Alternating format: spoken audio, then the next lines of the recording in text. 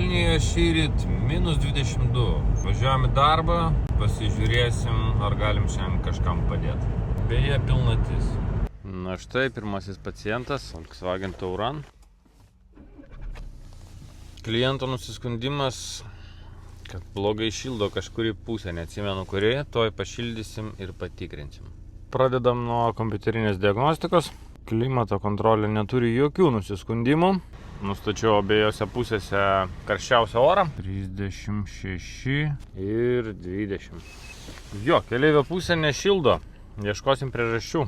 Šį kartą tai nebus sklendės, bus šiek tiek įdomiau ir sudėtingiau. Touranui tenka keisti pečiuko radiatorių. Salonas išklotas plėvele ir yra surenkamas aušinimo skystis. Tai yra senasis užsikišęs pečiuko radiatorius, o tai yra naujasis aukštos kokybės pečiuko radiatorius, kurį dabar įdėsim. Radiatorius pakeistas, dabar reikia užpildyti aušinimo sistemą ir patikrinti sandarumą. Panašu, kad variklis visiškai sušilo.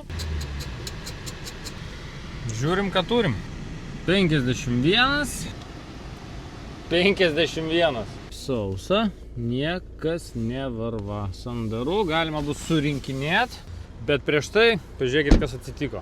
BMW stovi va tai va. Ir va tai va stovi Tauranas. Pirmiausia paskambino BMW, sako, aš čia prie jūsų. Važiavau pro šalį ir sustojau. Neužsiveda. Tada paskambino žmogus, sako, aš degaliniai, bandau ratą pasikeisti, negaliu pasikeisti, gal jūs galite? Aišku, kad galim. O ratų varžtai atrodo va taip. Apvalūs. Nudrožti. Avariniu būdu reikės išsukti tuos varžtus ir uždėti jiem atsarginį ratą, dėl to, kad šitai padangai, kaip matot, šakės. Ir ką jūs pasakysit? Mėnulis neveikia? Pilnatis. Pilnatis. Venera, Merkurijus, viskas dabar taip susidėliojo ir va yra kaip yra. Negali ramiai dirbti, nes vyksta va tokie va dalykai. Nežinau, bandysim spręsti.